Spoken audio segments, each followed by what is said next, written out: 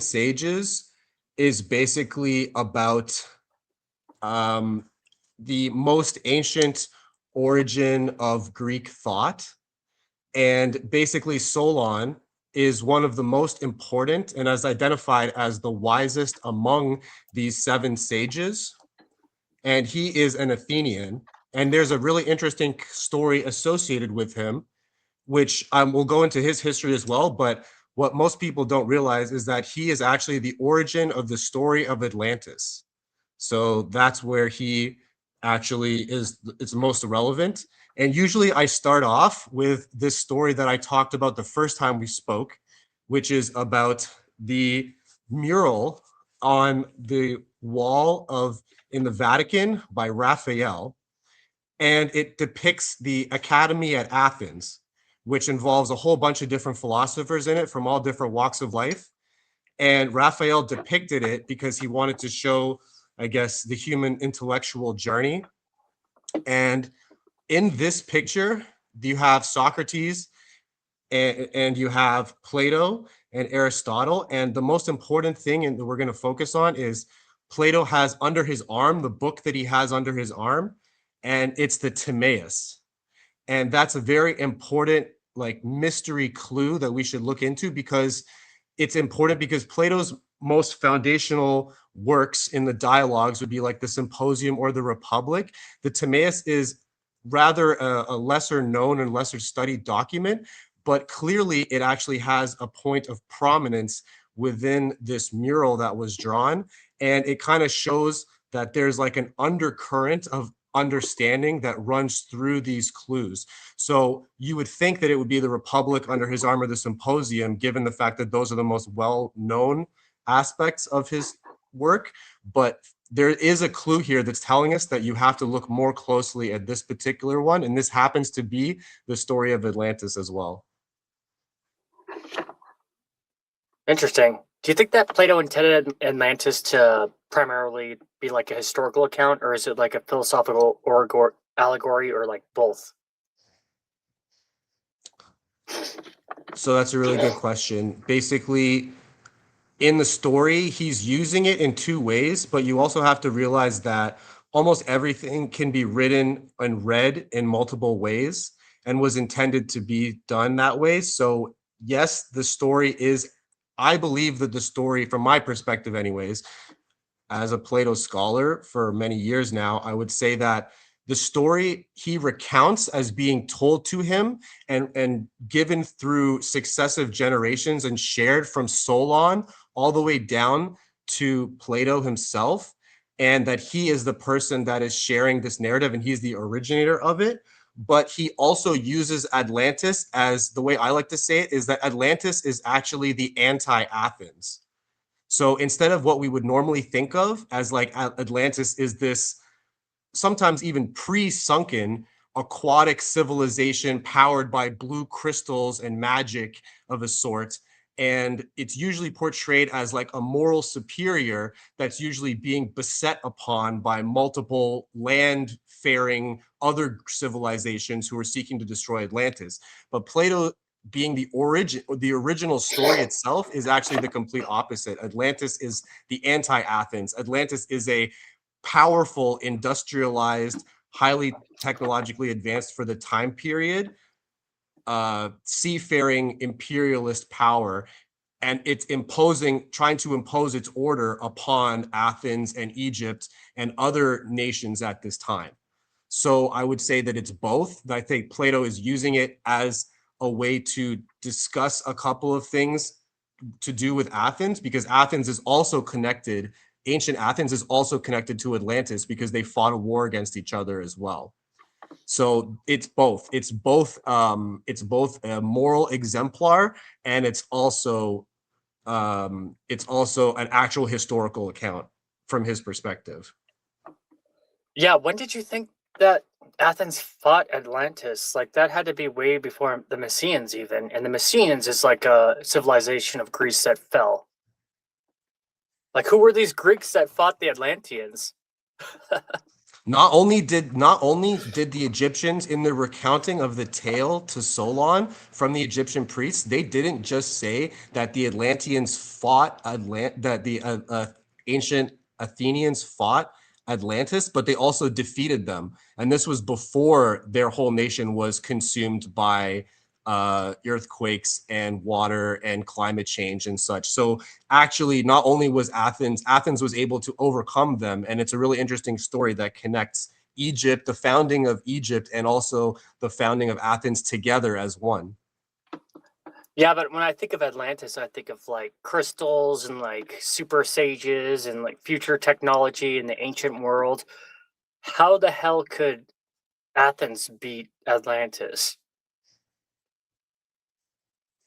Like, I don't know. So yeah, so from my Pythagoras research, we have to remember that when we're talking about technology, it could be as simple as an instrument. So Pythagoras had this monochord, which was like this Greek version of the guitar with one string. So it's like the monochord or the monad, and he would kind of have related that to the cosmic, the musica universalis, or the music of the universe. So basically, it would be like that these instruments were like early scientific instruments or technology. So when we say technology, I think modern people would interpret that to be like computers, but in reality, it could have been anything as simple as a musical instrument. So when we're talking about advanced technology, we're talking about, for that time period, it was very advanced. So one of the most important things that we have to talk about is one of the most important elements to talk about is this magical element called orichalcum, which is this substance, this like shiny metal substance that covers all of Atlantis basically, or covers, and that they detail that it covers a lot of their technology and a lot of their cities in this shiny metal substance that's called orichalcum. And it's actually fiery red. So it's actually the complete opposite of the way that that they've described it in all of the fiction. So DC, Disney, all of the Marvel, all of these ones have depicted Atlantis as this hyper technologically advanced, pre-submerged in a lot of cases, aquatic civilization that is powered by blue crystals. But the actual first account of Atlantis is actually sounds the complete opposite. It's like a red shining metal. It sounds like the Sith from Star Wars. It's actually far more like that description, actually. Well, that sounds way more metal. I have like come across theories about how technology can go different ways, best based on like what's available at the time and on the planet you're on. Whereas like you could have this super technologically advanced civilization while at the same time not use gasoline or not use computer what's in the computer chips, that stuff. And technology finds a way, just like life finds a way, so you can have like these technologically advanced societies that are just like missing stuff that we would consider technologically advanced. Is that kind of what's going on here? Yeah, well, you could say it as well as you have to remember what the age we're talking about. We're literally talking about the Bronze Age, so and pre-Bronze Age stuff. So it would make sense that the Bronze Age would feature this like fiery red bronze material would have act that they were using, and they were smithing, because you have to remember that metalworking became a defining feature of the ancient world. So each age is defined by like the Iron Age, the Bronze Age, etc. So that was defined by the metalworking that they were doing, and that's why it was so important for characters in the biblical text, like for example Hiram of Abiff, and how he was a metal worker, and how these people who worked with metal were highly thought of. So a civilization in the Bronze Age that was able to, and this is the interesting thing about orichalcum, is that for so many years, just like Troy, they thought it wasn't real. They thought that it was some magical substance that didn't exist. But actually recently, and I think 2014, they were able to, off the coast of Sicily, actually recover some of it, of what they think is orichalcum, and they've realized that it's actually like a version of brass and zinc and a combination of other things, which would give it this fiery red appearance, which would actually, and they found a number of ingots, which is like little metal what they would have used for as currency back in the day, to some degree, and they actually had them listed as orichalcum. So basically, they were able to recover some of what they think that it is, and hypothetically, it would make sense that the Bronze Age would be dominated by those who had the capacity to work bronze. I mean, it's kind of like obvious to me. Yeah, and you can actually like cook down things in bronze. So that opens up a whole other world of possibilities of what they could have done with that. So that gives them all the power at that time, at least. Especially fighting other civilizations that would be like with wood or, animal bone or something like that. It would have given them such a decisive advantage that they would have just run over all the other groups. Yeah, exactly. And that would have made them probably a lot more, well, not money, but whatever currency they would have been using or creating, like you were saying. So that just, that does add a lot of value. I also like to think about Atlantis as an idea of like a metaphor, like symbolism of like what had been, what could be, and what it could, or like, what it is essentially. So like the three sisters, the fate, as far as how, what we could have in the future if we just kind of get out of our own way, because they lived in a pretty peaceful society and they found ways to live within their means without having to be, well, not within their means, but it was considered extravagant. But who knows, it could have been something as simple as like the Babylonians using Archimedes' screw to water all of their plants in the middle of a desert, and I think that that's just something that we're really seeing happening today in our own society. Is there's a power struggle of who can get the most resources, but really they're taking it all out of the earth, which is ultimately just going to shoot everyone in the foot. And it's like the opposite of what Atlantis was, and like maybe what we were striving for again, or to meet again, if that correlates. So yeah, totally.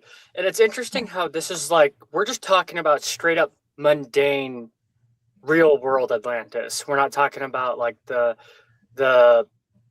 Starseed version or no, absolutely. Well, I mean, Atlanteans, whether they be sunken or in the earth, one way or another, they were very peaceful. And that was kind of like the prospect, right? Of like, if you work the energy or manipulate the energy of the earth correctly, and you also like maintain that inner alchemy, then that would be what would allow for like a civilization to be like that. But in our world, that doesn't seem to exist. Well, I'm just curious, where did this idea come from that Atlantis is peaceful or coexists with nature? I'm just curious because the idea, I think that might be a more modern conception, or it must be from something else. Because as far as I'm concerned, my version of it is, this is just my version because I don't read from any of these other like more modern conceptions or new age conceptions of Atlantis. I'm just reading from the original source material, and as far as I can tell, this this story is like the first one. And Atlantis is considered like a hyper industrialized imperialist power that threatens the freedom of the people in Africa and Asia and Europe. And that Athens actually comes through in the clutch and saves Egypt and saves the proto-Greek people from the imperialism of the Atlanteans. So it's interesting to me that it's completely the opposite. Like I was saying, that the idea that Disney has put in our brains and that the New Agers have put in our brains is this idea that Atlantis is covered in blue crystals and it's like in touch with nature and it's like hyper technologically advanced. The only part of that that's true is the hyper technologically advanced part. The rest of it is not true. Like the orichalcum, like I said. She's talking about, there's two different like periods of Atlantis. The early period is peaceful according to the lore, and it's all like woo woo and whatnot, and then they get corrupted. Like that's the whole narrative of that, which is kind of where we're at locally. So, like, right now we're in the corrupted portion. And the corruption period of Atlantis that we're talking about, that would be where it's like probably going downhill, because there's also in that metaphysical lore the counter to Atlantis, which is Mu, and they're supposed to be like the Native Americans basically, and Lemurians. Right. Sorry, there's also the Mu or the Lemurians, depending on like what trail we're going down here. Yeah. But I've watched there- those videos. I know what Yeah. you're talking about. It's like those cartoon. It's like that cartoon video that those people put online, and they're all like cartoon characters, like enacting this story. But you can see it's the same story, just told by different people. And it's Yeah, the which question. Yeah, so everything. that's the Yeah. problem that I have though, because I think that the modern people have like reversed the story, and they've turned the Atlanteans into the heroes, and they've turned the people that defeated them into the enemy. And I think that might be completely wrong. I think it might be the complete other way around. I think that Atlantis was actually evil, and actually the people that defeated them, the Egyptians and the Athenians, were the heroes. That's my take on it. I think I'm mostly referring to the peak time of it, because if we're looking at it from a metaphor standpoint and like what has happened, looking past the history to make, an educated work out of what we want to do moving forward, looking at the peak time where everything did work, but they didn't obviously have to take everything from the earth, is what I was more discussing before the corruption happened, because obviously there's corruption and we see it all the time. It's so obvious. Like it's like right in our faces. Yeah. No, So I that's agree with more you. so what it's I'm really important. Yeah, no, I Yeah. actually agree with you on that. So you're actually right that that in this situation, Plato is metaphorically, he's actually using Atlantis to resemble the corruption of late stage Athens, because Athens lost the Peloponnesian War to Sparta and a couple other nations, and the climax was a war and a battle of Syracuse, in which the Athenians lost, which they used to be the maritime power and everything, and they used to be the most powerful nation, and they ended up losing the Peloponnesian War, which was a great shock to their nation. And Plato, this is the interesting part that people also don't talk about. There's supposed to be a third book in this series. There's the Timaeus, the Critias, and there's supposed to be a third hidden book. Like, one thing that's interesting about the Bronze Age is that it shares two astrological ages. It's got the age of Taurus and the age of Aries. So like there's some crazy stuff going down there spiritually, if you're looking at it from like a metaphysical point of view, like on the collective unconscious of humanity. This is like an age of brutality. Yeah, at the time period, the last book of this dialogue of Atlantis is actually lost, and it's supposed to be called the Hermocrates, which was seemingly never written, or it was removed. And so the interesting part is that the Critias actually just abruptly just ends, and it's like they don't talk about the reconstruction. So what's supposed to happen in Plato's Republic is that Timaeus and Critias speak, who are different characters with who we've spoken about before, but I can go back into it if we want. And then the last guy, Hermocrates, which sounds like what's his name, Hermes Trismegistus or something. Yeah, it also sounds like a- Harpocrates, which is the Yeah. child version of Horus, the god. Yeah, from so it's Egypt. got like Oh, yeah. So this guy actually is a historical character who was the guy who defeated Athens in that battle of Syracuse, and he's the last person that's supposed to speak in this dialogue, and that book is just removed. So we don't get to hear about the end of the story. It kind of just abruptly ends, and it's kind of an interesting characteristic, because Plato, what he's trying to do is exactly what you said. If we read this story properly, we would see ourselves as Atlantis, basically, and we would see ourselves as like we would see our modern state as a hyper-industrialized, materialistic state that's losing our ethics in the process. And that's exactly one of the things that he was trying to make. He was saying, look, Athens, we've forgotten about our most valuable victory, our most important victory against the biggest foe in the past. We've forgotten about it, and we've lost part of ourselves in the process, and we've become like them. So it was kind of like he was basically like saying, this is the reason why we lost the battle, is because we've forgotten who we are, which is a central message in Plato's Republic and in the dialogues that we have to remember. We have to have a long memory, and that's what Egypt has that the other nations don't, is that its unique topography and its unique situation that Egypt finds itself is that it is able to survive all of these climate catastrophes. And it's literally, they say it's, I think, 8,000 or 9,000 years earlier that the Egyptians says to Solon that's when this battle took place. So that would be about 11,000 or 10,000, 14,000 years, which would put it around the same time as the flood. Yep. So basically what Plato's doing is he's actually describing the Great Flood And this is in 350 BC. He is describing the Great Flood years before all of this stuff becomes biblical canon. That's really interesting, actually. I don't want to get too like off topic because I want to stay organized. I want to get back to Solon really quick. Can you explain who Solon was really quick to the audience? I just realized we did not give any context. Yeah, so Solon is a really important character in Athens, and he exists long before Socrates and Plato. So he's not, although Plato actually says that he is related to him, like he is an ancestor of him. Basically, that's how he makes this connection, and that's kind of one of the ways he gets this story, because the guy Critias in the story is also a family member of his as well. So these people, he's basically saying, I'm part of this story.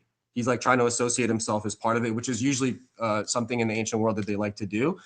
So basically, the ancient transmission of the narrative. So Solon was born around 638 BC, and he lived until 558 BC. And he was born into a noble Athenian family that had fallen on hard times, which forced him into an early life of merchant travel. But before he stepped into this office, he was also an able poet as well, who had written a lot of poetry, which makes him kind of like well situated within the lore, because Greek society at the time, before the philosophers, before the time of Socrates, was ruled by the poets, because the poets like Homer and Hesiod would have basically constructed the narratives that their entire civilization was based upon. As I talked about in the other Homer episode. So it would make sense that people like Solon would have a good understanding, he was called the lawgiver. And so he would basically be considered like a statesman, an Athenian statesman and a poet at the time. And so basically he ends up going to Egypt and studying there, very similar to Pythagoras. He ends up going to Egypt and studying. And this is before the Persians invaded Egypt. So it would have been like old Egypt. They would have had more memory. And this is when it gets to a really interesting point. And I can read the actual source material for you if you want, because it kind of gives a really good mythical background to set it up with, because I'm not going to do it justice with my description. But, or we could just say that basically he had a conversation, he went to Egypt, and they told him that the Greeks were like children, basically, because they didn't have a memory of all the things that had happened, all the climate catastrophes that had wiped out humans, all the literate humans, and left only those that couldn't remember. And so the Egyptians said that the Greeks were forever like children, because they didn't even remember some of their greatest victories, and some of their oldest memories were written on the walls of the temples in Egypt, but that the Athenians themselves had no memory of it.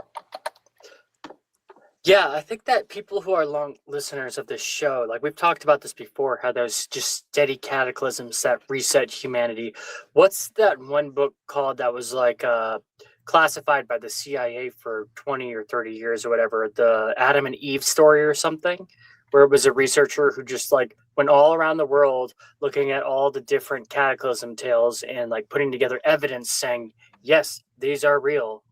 So it's definitely something that has been with humanity all along. And I really feel that when the Egyptians are like, you're just children to the Greeks. You can't remember all of the wiped out civilizations. Yeah, and also Egypt is like the hard drive, the external hard drive where like the memory of humanity is stored on, you know? Yeah. And like you do come along with like some interesting things in the article you wrote on medium.com. Listeners, please check out the article that he wrote on this topic. Link will be in the details of this episode. Like you almost get into like cyberpunk type of stuff, like in a weird archaic way. Like when you describe Solon as a kind of systems operator, how literal is that comparison? So basically what happened, why the way I see it that way, is because I think that cybernetics and the modern conversation about AI singularity, all of these things that we have with technology are still subject to the laws of the mind and the laws of logic. So it doesn't matter if we're talking about technology today or technology 3,000 years ago, it's still relevant in the sense that like logic doesn't change, and these problems of the mind would still be subject to any system that we can think of. So unless our presuppositions about how the mind functions or about how logic functions, unless those things are disproven in some way, which do get disproven occasionally because science is a process and it's not an answer, right? It's a continual evolution of our understanding over time. So it's like when people say that, you know, we understand something, it's like, well, we understand something now, and that understanding has to be subject to being revised and having new information come in. And that's part of the problem, is that I think Athens essentially becomes like a closed system, and that you could look at some societies like an open system, like societies that are adaptable to change and that are able to accept new information are more likely to survive. So there's kind of like an evolutionary biological reason. And so there's also a character that I'm very fond of called Gregory Bateson, who's an early cyberneticist. And he basically talked about the ecology of the mind and how basically humans are not separate from the ecosystem. We are part of the I agree. ecosystem. So it's like, instead of it thinking like you're separate, it's like you're part of this system, and then you're part of the ecology, you're part of the environment. All of these things are related to you. So all of the ideas that are in that system as well, you don't just operate in isolation. So I think that Solon, for example, as a systems operator, he went to Egypt, right? And he was able to basically get this information, and then he came back to Greece. And what he wanted to do, what Plato says he wanted to do, was write for us the story of Atlantis in a poem, because he would have written the most epic story of all time. Would have been more epic than the Odyssey. It would have been 100 times the Odyssey, essentially, right? But he didn't, because the city of Athens was in the midst of civil war and civil strife, because it was in a late stage of decline. So what Solon had to do was he ended up taking over, and he ended up instituting his what he called the shaking off of burdens.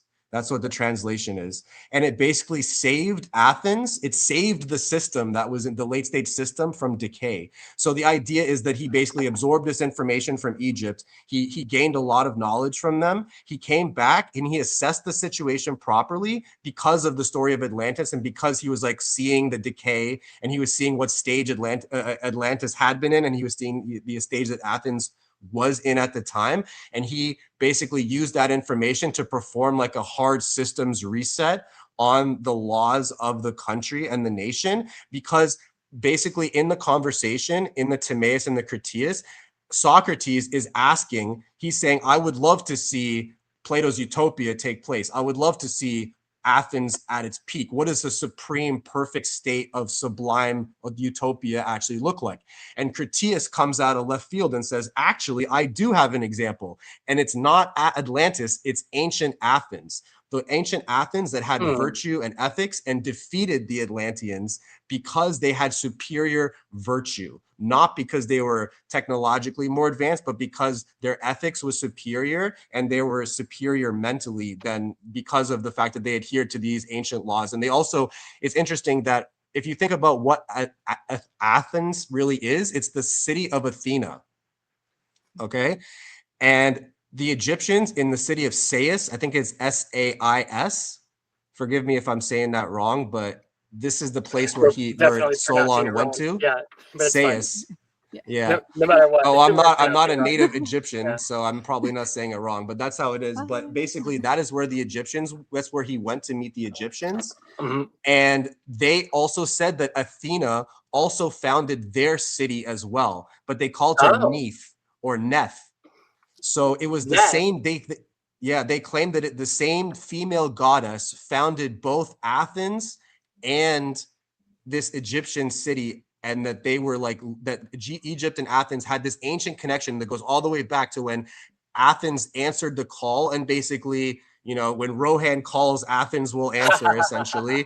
And they essentially rode to the rescue of the ancient. Yeah, they rode to the rescue of the ancient world and freed the whole world from the tyranny of the Atlanteans with their superior ethics. So you can actually see kind of a direct line where where Plato is, and Solon was intended to write the most epic poem of all time, but he had to make the decision to actually, instead of solving a theoretical crisis, he had to solve the real crisis at hand, basically. I'd like to understand your idea of virtue, because virtue in the ancient world, especially the classical age, the Bronze Age, did not mean the same thing that we think of virtue means. Like, are we talking about our modern version of virtue, which probably had a different name back then? Or are we talking about the classic version of virtue, which is about bravery and honor and strength?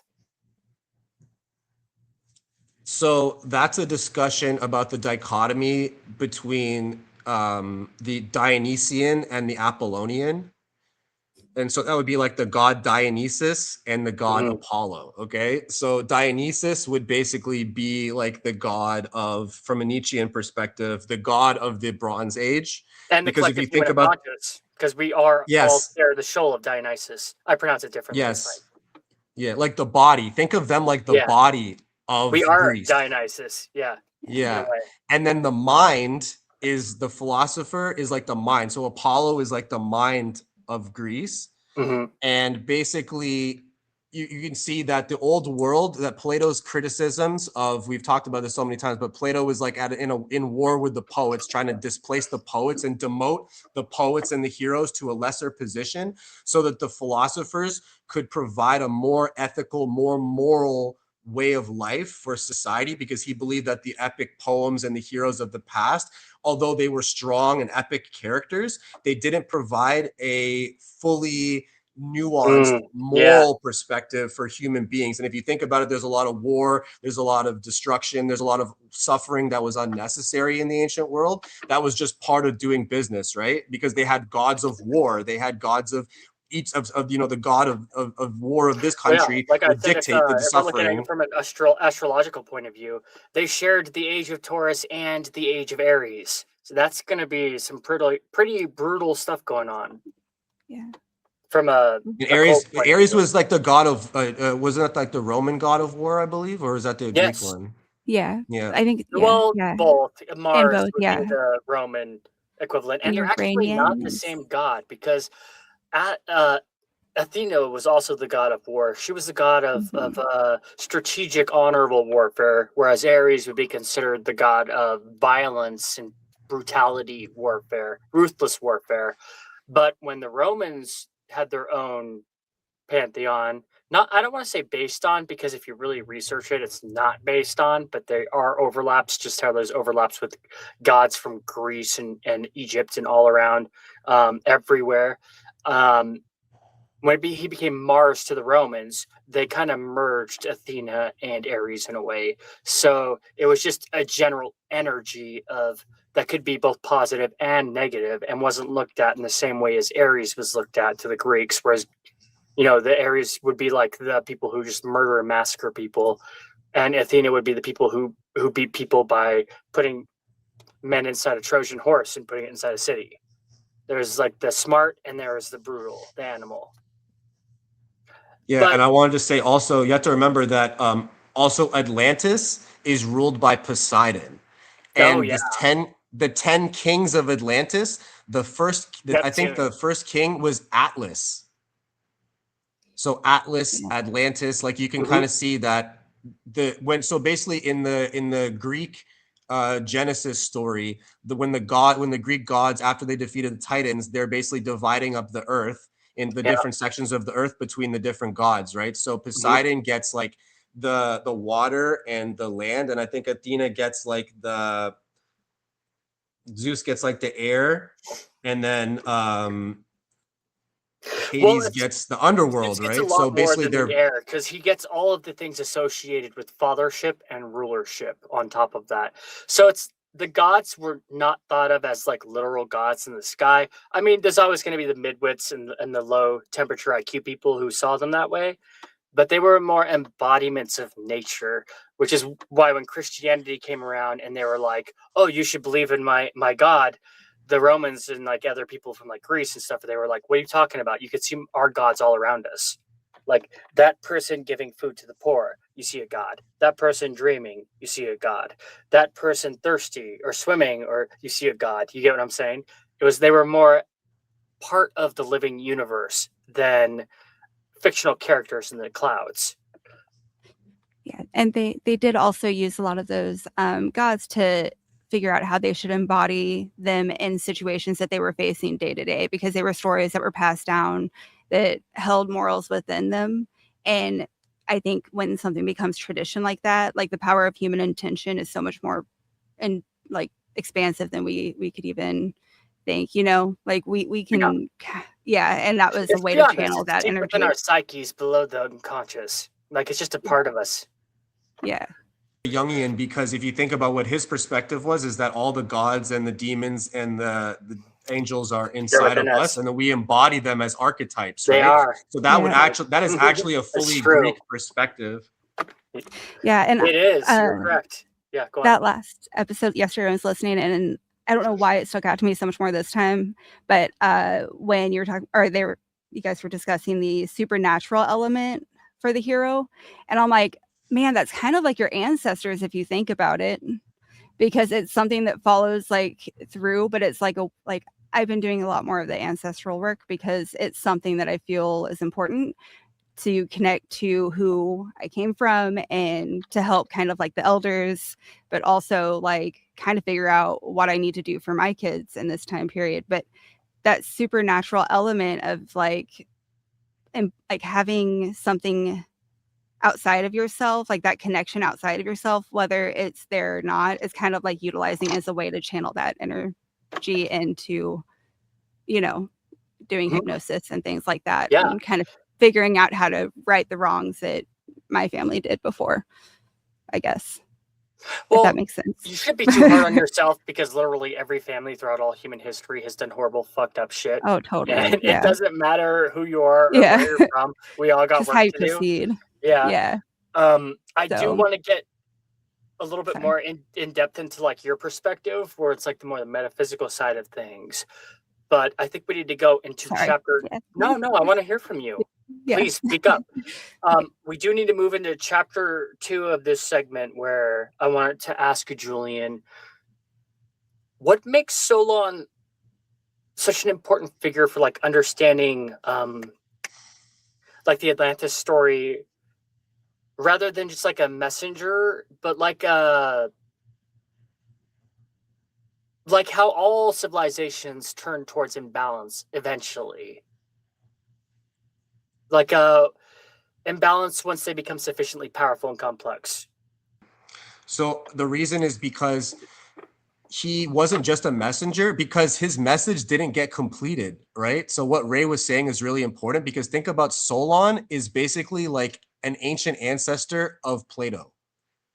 And by Plato is basically telling us the story of his ancient ancestor and the story of ancient Athens, and trying to recount a bit of his lost ancestry. And that he's trying to get, it's kind of the same thing I'm doing, where I'm basically telling all these stories over again, because I think the quote is that everything's already been said, but nobody was listening, so it has to be said again. And basically I'm repeating these stories to us, because these stories, even if some of it is just mythos and it's not all logos, it's still important for us to remember that these stories inform us about who we are and about who those people were at the time and about what they thought. And these stories were saved in songs. So often these stories are actually supposed to be sung and not to be spoken of or written about. And so in reality, what we are doing is essentially sharing an oral tradition that goes back 10,000 plus years by discussing these stories. And that's how this memory is saved. Because remember, what happened is that Solon, with this information, he had all this amazing information from Egypt. And right after this, when Pythagoras tries to do the same journey and tries to go to Egypt and tries to get the same information, he witnesses Egypt get invaded and destroyed by different empires, and basically gets taken to Babylon as a prisoner. So his education never gets finished. And after that point, we completely lose touch with that point of Egyptian history as well, and those memories and those priests, because some of them were literally removed from history by those empires. So it's so important that we preserve this memory. So think of him like a preserved memory of an ancient time. And it was so ancient to Solon and to those Egyptians at the time that it was just as ancient as we are, as Plato and Socrates are to us. So I see him as like, even though he wasn't able to complete this message to us, Plato's able to transfer as much as he could of Solon's message to us, like later in years. So it becomes like, it's like a memory reset where we're getting an information download from a much earlier time period, and it's being conveyed imperfectly through the only means that they had, which was not written at the time. A lot of it was spoken or sung through songs and shared through people. And so that's how it survived the destruction of literacy and books, is these things would be turned into songs. And if you think about it today, how do things live forever? How do artists live forever? It's through the music. So it's like Solon didn't just bring with him, we've talked about this before, how there's a hidden song inside Plato's Republic as well. So all of these things are like a song. Our history is like a giant song. And Pythagoras would have me say that everything is number, and that the songs are like the numbers of the universe being conveyed to us sonically. So it's like hearing my words are like sharing, or even just reading the story yourself is like sharing that collective memory across 10,000 years, basically. Your hardware versus software analogy is interesting to me. What would the software of a healthy modern civilization actually look like, do you think? So when we're talking about software, we're talking about like versus the hardware. So the hardware would be the humans, the software would be the ethics, kind of like an above, so below kind of thing. So it depends on the kind of perspective that you want to take. Do you want an Athenian state or do you want a Spartan one? Because there's two different versions of successful government from that time period that we could look to. And I would say that the Spartans weren't as much about debate as they were about having the individual embody the state. So they basically, the Spartans weren't big writers, but they were very big into personal development and making the individual as empowered as possible. So the individual was like a representation of the state. Like the human is a microcosm and the state is the macrocosm. So in that sense, I would say that the Athenians, although they had democracy, the Spartans had a different system where they had multiple kings and ephors and a system of like senators basically to keep them in charge. So it was almost closer to a Roman system. So you had these two versions, right? But the Athenians were constantly losing wars to the Spartans because the Spartans were just so much more invested in the personal optimization element, whereas the Athenians were more mental. So I think that there has to be some kind of like perfect medium, or Aristotle would say the golden mean in between the two, where we don't go overboard maximizing the individual citizen and neglect the software. And we also don't want to neglect the mentality, neglect the democracy, or to have, weakened citizens, the way Solon witnessed that almost half of the Athenian citizens were subject to some kind of slavery or debt. And so his shaking off of burdens was basically to eliminate debt slavery in the country. And that was how he took Athens out of civil war, because he probably read the records that were in Egypt and said, okay, well, if this is what happens when a civilization is at this level and this happens, we have no choice but to remove it. We have no choice but to do a hard systems reset. Are you familiar with like anima from Jungian psychology and whatnot? No, you can tell me though. I know about him, but I didn't study psychology. Well, it's just interesting because people think that maybe like Spartans were very unbalanced with their anima and Jungian and all that, with like the masculine and feminine, because they're like super hardcore, right? But interestingly enough, the Spartans actually had like better rights and treatment of women than anywhere else in the ancient world for the time. And they're like known for being the most hardcore, crazy, masculine civilization.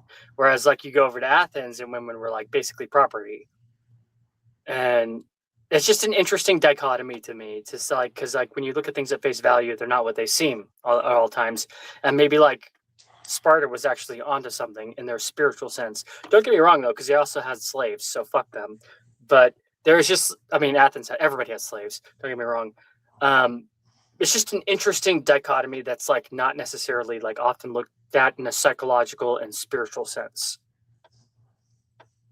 Like, yeah, you have to remember that the slavery of the ancient world, of these kind of people, was actually more debt-based. So it was like if you come into debt, then you ended up becoming a slave. And I think that is basically what Solon saw happening to his people. And he said the only way to eliminate this form of servitude, financial servitude, is to wipe clean the debt slates and quote unquote shake off the shackles of outrageous debt servitude. And I think that's the reason why that's probably what we need to do in our society as well in order to kind of fix this situation, because otherwise you end up just declining further. Were literally born into it. They didn't have a choice. It wasn't debt. Like the Helots from Sparta were literally born into it. Oh, and don't forget, there's also a secret society within Sparta as well. Can we just talk about the secret Spartan society for a second? Sure. So the Spartans had a secret society called the Cryptia. And basically, they were a special forces unit of Spartans that were basically picked from an early age. This basically sounds like Halo, to basically be like assassins, and they would be given basically even less, like there's the idea of the children being thrown to the wolves kind of idea that's very popular in the ancient world in Sparta or whatever. This is even worse than that. They would basically treat these people the worst that they could possibly treat them and give them nothing in order to make them like the most adaptable, advanced people, and they became like the scariest ones who would basically keep the whole society in charge, in line. So yes, the Agoge, by the way, the Agoge. The Agoge was as actually the laws made by Lycurgus. The Agoge was what is a training ritual and manual for this training of Spartans laid down by the king of Sparta, Lycurgus, who actually set the Agoge in place. So he's actually like the Spartan version of Solon. These are like the quote unquote lawgivers who set modern things into place. So for example, like Athens before Sparta, like in their declining period when they lost that war to Sparta, and before Solon enacted his differences, you can see like they were in a weakened state. And the same thing with Sparta, like when these certain kings come through and they perform a hard reset, which usually involves getting rid of debt slavery, providing more rights to the citizens, and deleting corruption. It's usually a pretty simple analysis that needs to take place, but like only societies that have the bravery and the courage to actually do those things survive the late stage collapse era. Which most of them don't, right? But I want to ask about like could modern AI, biotechnology, what's all those flat cameras called? Yeah, flat cameras, like modern surveillance systems, our global finance, could this represent the same kind of technological growth without the corresponding wisdom? Because I noticed in your article on medium.com, go read it, listeners, there's a theme of growth without wisdom. And when that balance gets upset, that's what leads to this collapse, like what you're talking about. Yeah, when technological development outpaces moral development, we kind of have a mismatch. Yeah, that's what I was saying. Could you explain that a little bit? Like, do you think that like our modern AI, because AI is going crazy, dude, it's advancing so fast, it's insane. Biotechnology is advancing so fast, it's insane. Could we be coming to a level where our wisdom isn't balanced with our technology? Are we the new Atlantis? Yeah, so that's I think that's kind of my conclusion from this, is basically that I think there must be some kind of reason why Hollywood is going out of its way to portray Atlantis as good, when Atlantis is like the archetype for like late stage civilizational collapse. But yet our modern society is like idolizing them and completely neglecting the like ethics and virtue which are so necessary in order to develop a society past that plateau point. Right? It almost seems like every civilization in human history has a plateau point where they get to a certain level of development and then they can't get past it. And you know why? Because you can't technologically develop yourself out of that plateau. You have to morally develop yourself out of that plateau. And that actually requires self-investigation, self-knowledge, dare I say, know thyself, and a lot of other self-reflection. That That is not scary. Yeah, that is not very well taken in our current society. It's funny because we spend so much time thinking about our problems, but we don't actually spend any time like honestly diagnosing like what part we're playing in those problems and how we're literally repeating the same problems. Like I think that there's been a Hollywood effort to like distort this story and to like present Atlantis as like the best example of human civilization. And in reality, it should be a warning to the rest of us that like if you don't develop, or at least attempt to develop your moral capacity, then that technology, you can't develop yourself, you can't technologically develop yourself out of a moral crisis. Right. So we're having a crisis of, yes, there's things that we need technologically, but that's not going to solve all of our problems because there's this glaring metaphysical problem that is yet to be solved, basically. What do you think, Ray? Oh, 1000%. Unless we can get comfortable with being uncomfortable, we're definitely going to hit that plateau and never go further. Not to mention with the technology aspect, we're starting to restrict technology access because they're making like the RAM so expensive for everyday people because they're having to utilize it for AI. And that is crazy. Like how are we going to go from, pencil and paper, typewriter, computer, whatever, iPad, and then back down to what? Because we can't afford enough RAM for students to complete what they need to do. It just kind of takes a hit into society and like our ability to connect with other people, our ability to find out information for ourselves. Not to mention it doesn't have great effects on the earth.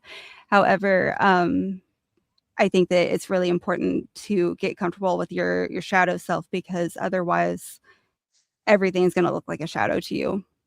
You're going to externalize everything you're feeling. When and you're you hammer, don't need everything to do looks that. like a nail. Yeah, exactly. So I just wish that people would take a little bit more time away from the, it's easy to get caught up in stuff like debt is awful. Everyone's been going through financial issues with everything increasing in price, but it just really takes away from the experience of what we're supposed to be doing as humans. And I think sometimes it's easy to think that that's the only thing that matters. It's just like making those payments or buying that house or whatever physical thing you think you want. But really, at the end of the day, it's kind of like the experience along the way, the people you meet throughout the day that keep you going, the smiles that you can get other people to have, and the smiles you can end up having because you knew that, hey, I may not have these other things, but I saw something in myself today that helped someone else, or I saw something in myself today that kind of messed someone else's day up, and that was pretty bad, and I need to like sit with that for a minute because no one is good or bad. We're all just hopefully a healthy balance of both, but we'll get there, right? I think some people are bad, but like you're right. It's extremely rare. Yeah. People who are truly bad are like 1%, and then like the people who are truly good are 1%. They're as rare as lightning striking 10 times in the same place. Yeah. Oh my gosh. Sorry. It makes me think of that X-Files episode I just watched, DPO, with Jack Black and Giovanni Ribisi. He's so cringe in that episode. That's a good episode. I know. It is a great episode. Yeah, it is. I love X-Files. Oh my God. This show exists because of X-Files and Supernatural. Anyway. Yeah. Sorry. The Egyptian priests tell Solon that civilizations repeatedly destroy themselves and whatnot. Do you honestly believe, Julian, that we do go through these cycles and like there have been many different civilizations? Because if you look at like modern science concerning Homo sapiens sapiens, like for the longest time when I was growing up, it was like we were 60,000 years old or something like that. But now, especially with the discoveries recently in Morocco, Homo sapiens sapiens are 300,000 years old. I think that the story of humanity is actually completely forgotten. Well, Egypt is basically telling him that, right? They're basically telling him, and the priest is basically telling him that the Greeks basically, and if you think about it, the Greeks are us because Western civilization is trying to associate itself with Athens, even though like obviously there's like a lot of discrepancies there, but we like to associate ourselves with Athens because of its association with democracy and some of the original articulations of human rights. That was direct democracy. That was not representative democracy. Direct democracy is like just a step away from tyranny because you just have like a small group of rich people and elite people making all the decisions. where nobody else gets to vote. Representative democracy is completely different. But yeah, I just want the listeners to know that. This is like still tyrannical bullshit, despite the word democracy thrown in. I think democracy also, you have to remember that the democracy killed Socrates. So it's really hard for philosophers, and especially Pythagoras as well. He always wasn't a fan of the democracy because, the politicians chased him out of the city and murdered the mathematicians.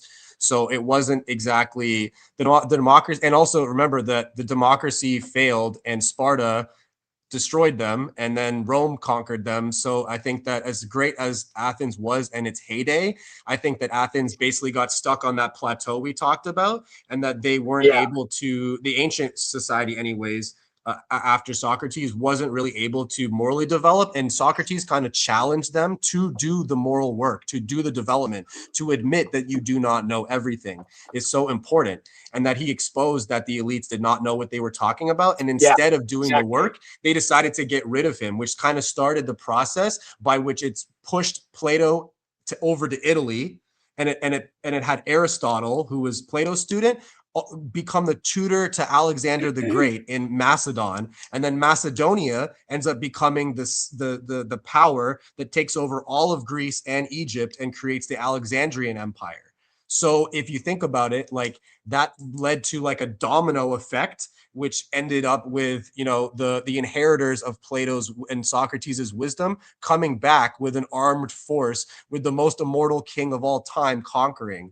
So if you think about it, like Alexander being the conquering hero of all time, who was immortal, who was never defeated, it really does seem like that there was a domino effect taking place here. Like maybe they weren't able to create the perfect utopia, but perhaps we can, because we are the inheritors of that Alexandrian, Platonic, Aristotelian legacy.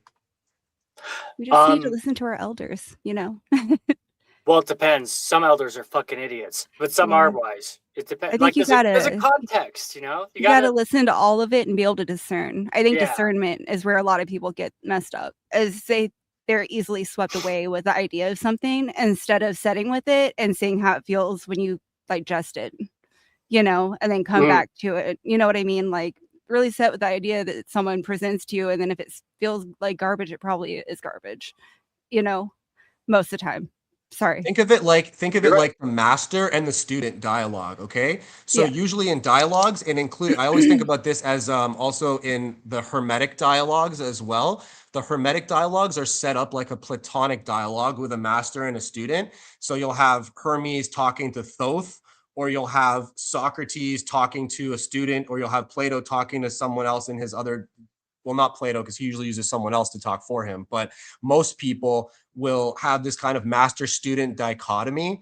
And it almost feels like, in this sense, Egypt is the master and Athens is like the student, and the master is like desperately grasping at the student and trying to make him remember, like trying to shake him to remind him, like, this is who you are, like a Lion King moment, like, remember who you are, king. Like, you literally saved us like 9,000 years ago and you've forgotten about it. And Solon's like freaking out, like, how is this possible? Like, how are all these things possible? Because his memory, the Greeks' memory, was so short. So I think it is true that maybe the collective memory of humanity needs to be like taken and shook until we remember like where we come from, basically.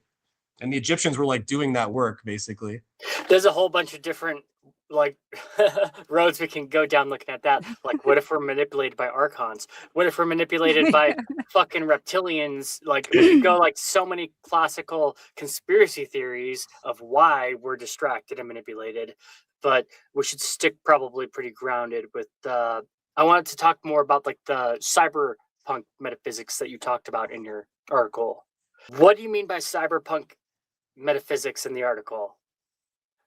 Is like in the other episode that we did where we defined it, I basically explained that because there's a whole episode that we did on this on TWR, but basically it's this idea that Western civilization is a collection of stories, and that we are the people of the secret societies, and that's part of our culture. And so that these stories are being crafted and told to us over time. and that like the Homeric stories or Plato, these kind of stories are woven together like a collection of songs, and that these inform us about who we are.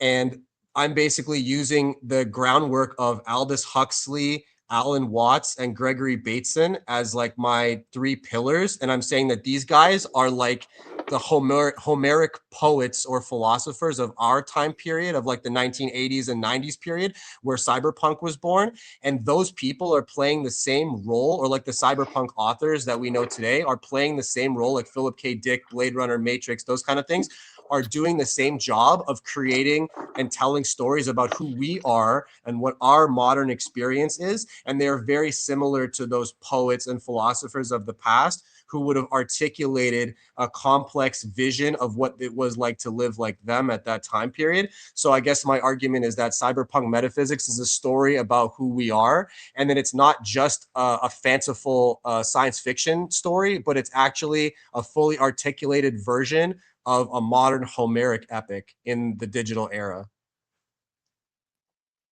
How does it like associate with Atlantis though? Like, where's the connection there?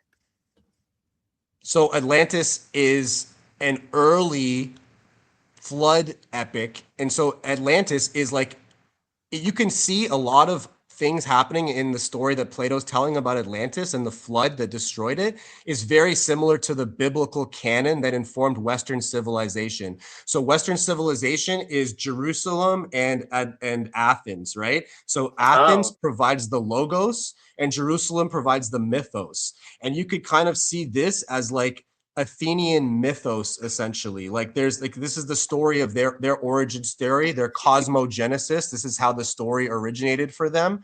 And it's like, it's important that we keep in mind that these stories were as central to them as the biblical canon is to like modern Christian civilization. Like it is the story that informs them.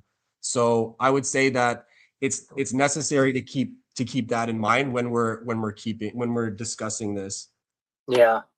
Do you think that like, is cyberpunk metaphysics ultimately pessimistic about technology? Or is it just like really arguing that technology needs to be paired with greater consciousness and wisdom?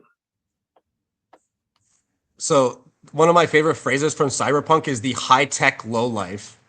Right. And that's like the phrase about like, it's kind of like the hacker or the outlaw. And essentially when society becomes tyrannical, the outlaw must take their place, and or the artist or the thinker. Basically, these are the people that are left. And the reason is because those are the only ones that are left to articulate that version of who we were before the tyranny began. Because the rest of society is, and the establishment and the institutions all automatically fall in line with the establishment and the narrative, because that's how they were designed. But the people that don't do that are the artists, the thinkers, the creatives, the people that are able to remember who they were, the people that preserve the memory. So it's like the artists and the thinkers and the philosophers and the writers, these are people who are preserving the memory of who we are. And it goes further than that, because if you think about it from another perspective, the cyberpunk people are not really being negative. They're just articulating the world that they see around them. And I think that it actually has a very positive message in it, because at the end of the day, it shows, most of the time anyways, I think, that technology actually, once it attains consciousness, that it's going to become almost impossible for humanity to control it. And that it's like in the interim is where there's chaos, right? Like the chaos is created by humanity attempting to assert dominance and control over technology. And that is a lack of wisdom, right? So once humanity gains wisdom, or technology becomes the singularity gets achieved, which a lot of people have already said the singularity has already been achieved. Essentially, that technology has already become sentient. So that's another discussion, whether it already is or not. But humanity will only mature once it stops trying to control its environment and starts living more in universal harmony. And instead of trying to control each other with technology, we try to master ourselves, because the true victory is over the self.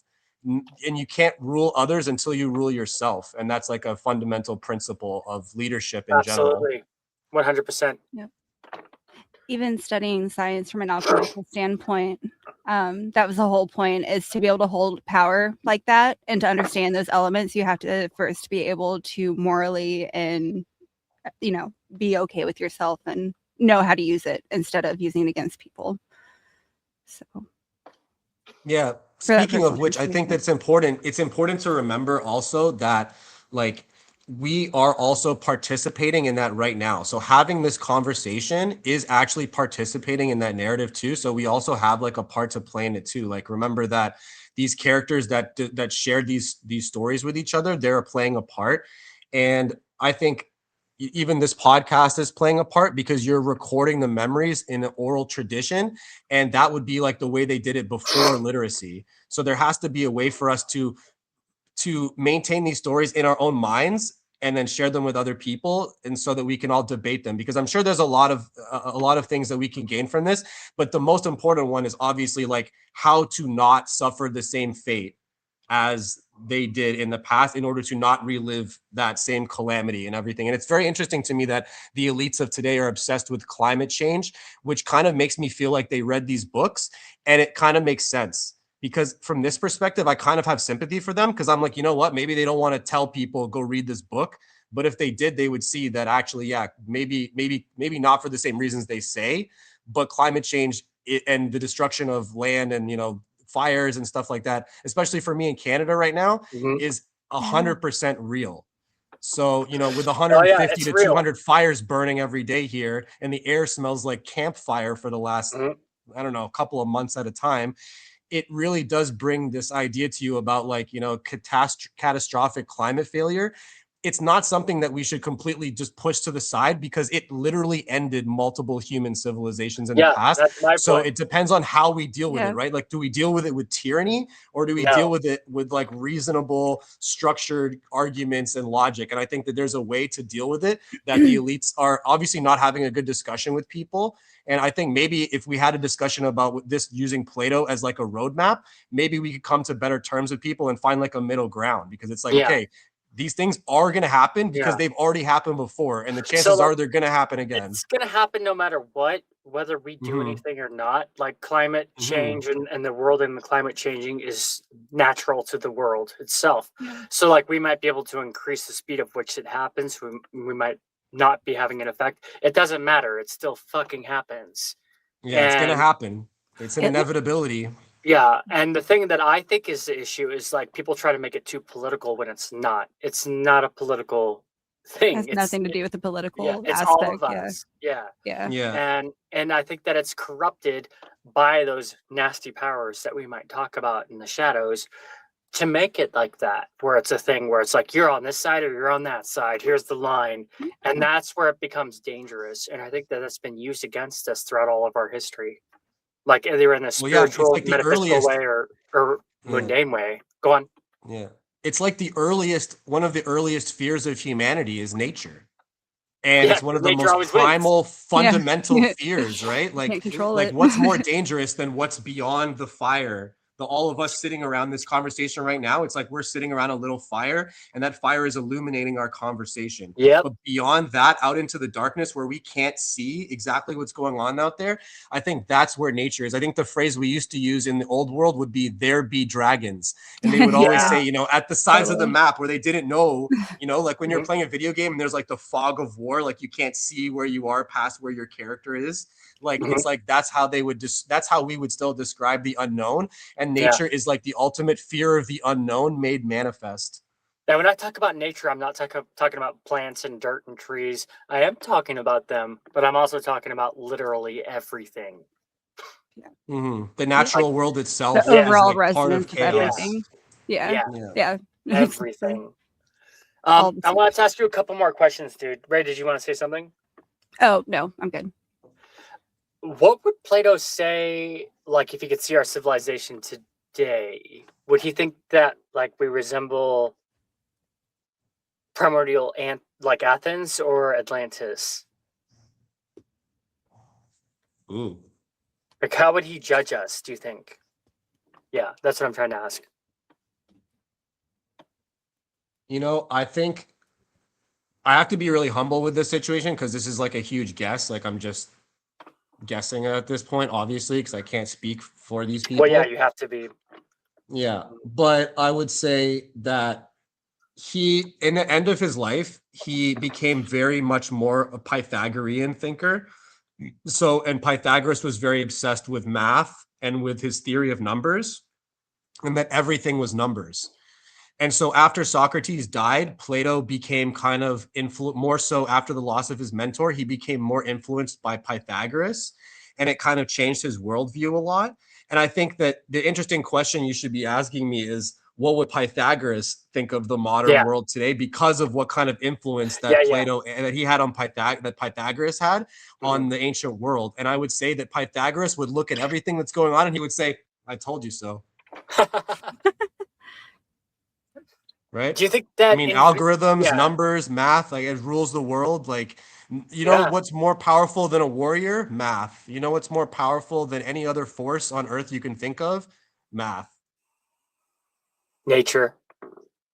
I mean, math is nature, right? Because if you think about it, so we talked about this before too. Like, science can become scientism, where it's basically just a religion, and then pure science has always proven itself wrong. But at the same time, math is nature, whereas like science is not necessarily nature. And magic you can make an argument. You could say, people used to think math was magic, but I would also say that at the same time, people have an argument: is math discovered or is it created? And I'd say it's discovered. It's already there. It's discovered. And it's not something that humans are creating. It's not created. It is the uncreated. Math is the uncreated. It is the unmoved first mover. Right? It is the mechanism by which what Aristotle and Plato would have described as the first mover, that is the mechanism by which that things are moved. And everything is math. Even like what you perceive as beauty in your brain is just fucking math. Yeah. Everything is math. Yeah. It's the symmetry and absolutely. Leonardo da Vinci. I think they would love it. Shapes. Yeah. Oh, yeah. Leonardo was definitely influenced by the Hermetic texts and by Plato. And I think that he created some of the first, he created that diagram of the flying machine. And he created all sorts of technology, like way, way earlier in the Renaissance period, like long before industrialization. I've always related to him so much. I have a book called How to Think Like Leonardo da Vinci. And it takes you through, it's a workbook. Highly recommend it. It's so good. I'll grab that here in a bit and I can send you guys a picture, but it goes through even his like diet and like how to share this with your kids to inspire that creative thinking, and ways to like mind map and balance your life out and kind of like understand drawing. Like, I was so freaked out about trying to take some pencil to paper and like actually do something. But then I was reading, he's like, just draw shapes, draw shapes that make like an oval that might make a forearm, or like a forearm, and then connect that with a small circle. And then it creates these like beautiful designs. And I just love how intricate like his anatomical drawings were of they're amazing or humans, for instance. They're amazing. It's definitely a bright light to come out of that time period. That was like the spark that was actually bringing people out of the darkness in general. Like, think about what was happening before. We had the medieval times and then the Dark Ages. Yeah, and I keep drinking. I'm like, the Renaissance. We're going through another Renaissance, but we kind of are, and it's kind of however we want to take it. That's the beauty and the tragedy of it, depending on how we go. Can't have one without the other. I have two more difficult questions for Julian that I want to put him in the hot seat and make him uncomfortable. Do you think that collapse is sometimes actually necessary for a system to reorganize itself, like for meaningful change to happen, or is like total collapse necessary for actual change to happen? Like, is it possible for there to be a point of no return for civilization or a whole civilization? Do you think that it's like necessary for collapse to happen for a civilization that's reached the corruption we talked about earlier to reorganize itself? Or can societies like genuinely correct that by themselves before reaching that breaking point? So I can answer that question with a story, which is, are you familiar with Pandora's box? With who? Pandora's box. Oh yeah. Pandora's box. Sorry, you're like roboting out on my side, but yes, I am. Story basically, evil comes out of the box, right?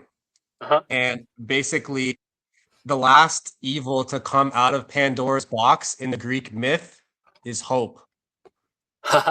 We've talked about this before. Yeah. Yeah. So from the Greek perspective, they actually have this sarcastic, pessimistic view of things. And so from like that perspective, which would be more classical, more Homeric, they didn't see from the poet perspective, the ancient Greek poets did not have this kind of modern optimism about, oh, things are going to work out in the end kind of thing, like didn't appeal to them, I guess, because they lived in a world that didn't have that kind of optimism, wasn't just built into it.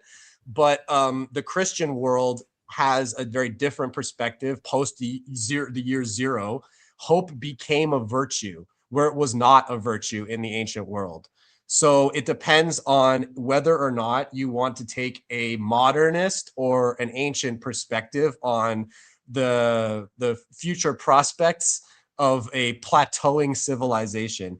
Are we to take the Greek perspective that, you know, the last evil out of Pandora's box is hope, or are we to take the perspective that, you know, there always is going to be hope and we eventually win in the end? And I think that it's important to remember that not everything that is useful is true. So do I think that it's true that what the Greeks are saying? Probably. But do I think it's useful? No, I don't think it's useful to tell a civilization that there's no hope and you should just give up. I think that's defeatist, and I think that it's not useful. But then it becomes like a world controller perspective. Then I become Plato providing the noble lie. Like, obviously I want to tell people that there's hope, but in doing so, am I not violating the basic principles of reason, evidence, and philosophy in doing so? So well, nihilism is also just illogical. From like a Stoic point of view and a logic point of view, nihilism is just pointless.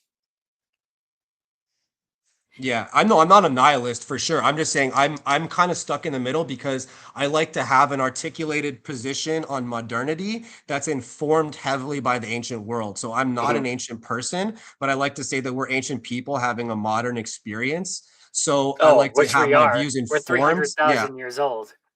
Yeah, and I like to say that that like my perspective is like, I remember I always said before, it's like I want people in the sciences to have a humanities education, and I want people in the humanities to have a science education. So I don't want to be completely intoxicated by you know, hopelessness, but I also don't want to be intoxicated by this idea that everything's going to work out. You know, so there has to be, it's kind of like an Aristotelian. Yeah. So I don't necessarily know if there's hope, but I don't want to take the perspective that there's none, because I don't know the answer. So I'm going to take the Socratic route, and I'm going to say that I don't know. The only thing that I know is that I don't know, rather than erring on one or the other. Solid. Yeah. Yeah, because that's basically all of us. Yeah. I have one more difficult question.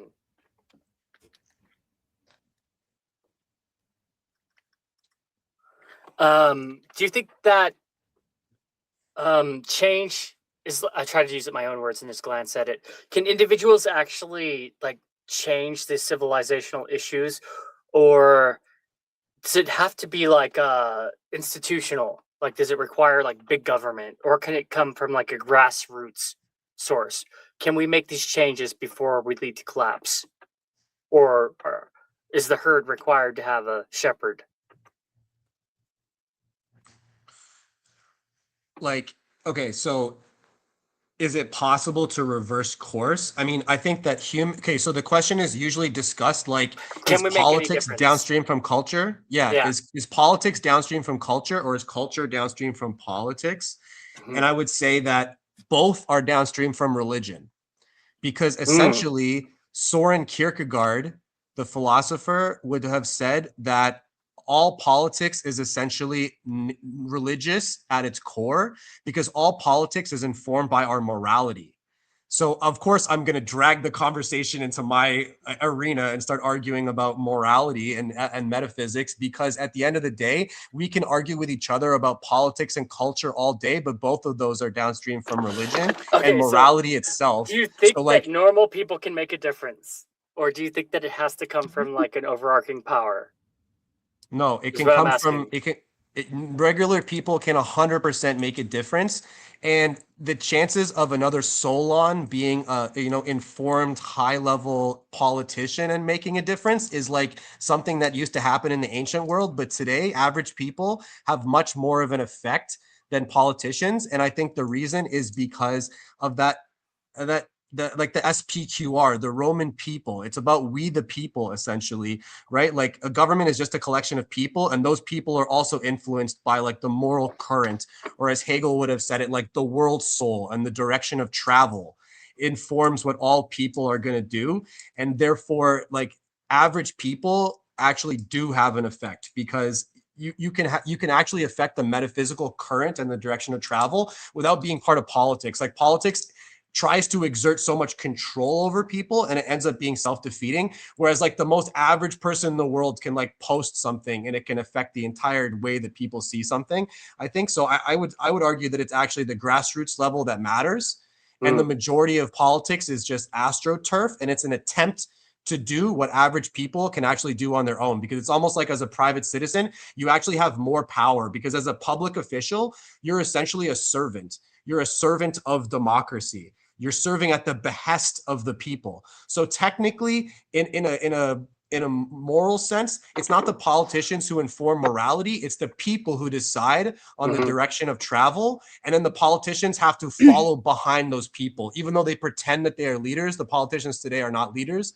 They are following, whatever direction that the people are. They're testing the direction of the wind, and they're following that direction. Too. Yeah. So I think that in reality, maybe I am giving an optimistic worldview, because I do believe that small people can make a difference. I really do, because I think that if you look in history, a lot of these people that I'm talking about that had like these crazy impacts on history were not extremely rich, powerful people. They were just average people. So yeah, my favorite story is the Lord of the Rings. And when you look at the Lord of the Rings, I think that it teaches one of the most amazing things that was taught to me throughout my entire life, was that even just Frodo, this hobbit, this nobody, could change the entire face of Middle Earth, the Earth, for the better, because of his own courage and just willpower to do good. And that's always resonated with me. Yeah, it's always the smallest people that are able to make the difference, because I think that when the Lord of the Rings was mostly informed by World War I politics. And so if you think about that from that perspective, it was like a world-ending battle that was affecting their morality, and it really changed everything, because they thought that was going to be the last war to end all what was it called? The war to end all wars? Yeah. Until the next one. Yeah, until the next one, which was even worse. Okay, we are a little bit past time by only 40 minutes. But this has been an excellent conversation, and I went through all of my questions, and both of you did excellent in everything. And I want all the listeners to definitely go to medium.com and check out the article that we're talking about by Julian. A huge thank you to Julian. He's been on the show a couple times. He's been on other podcasts that I'm on, The Whole Rabbit. Thank you for joining me again and breaking down the ideas behind systems, sagas, sunken empires. If you want to dive deeper into this, go read his article. And also we have the surprise ghost, Ray of Starshine. She is starting a podcast. Do you want to talk about your podcast really quick? Sure. Yeah, it's called In Conspectu Occultus. So I'll just be going over things that are of high strangeness variety, as well as history that are in everyday items or everyday traditions that we have that are kind of hidden in plain sight. Yeah, we'll just be getting to a bunch of weird stuff. So you can find me on Instagram. I have TikTok open, and as well as X. So. And then I'll be on Spotify and all those September 23rd is when that will be released. And I'll have the first few episodes out for everyone. Do you have a website? Yeah. Website is coming, and that will be linked in on my social medias. So I finally just finished editing the last bits of it. So I've seen it. It's Yeah. way better than my website. Julian, do you want to drop any links or anything like that? Yep. So I have my YouTube channel and I have Medium. And actually, this part is actually part of a book that I'm writing right now. So this would be, consider this to be like one of the chapters in the book that I'm writing. And I'm like 65% done the book right now. So this is like one of the chapters that I will be highlighting in it. So I just wanted to give you guys the opportunity to hear it first, because this is where you hear it first. All right. Thank you for joining us for this extremely interesting conversation. Let's all meet up again. I think this went really well. And absolutely make sure to follow both Julian and Ray of Starshine. Thank you for joining us. Thank you. Appreciate that.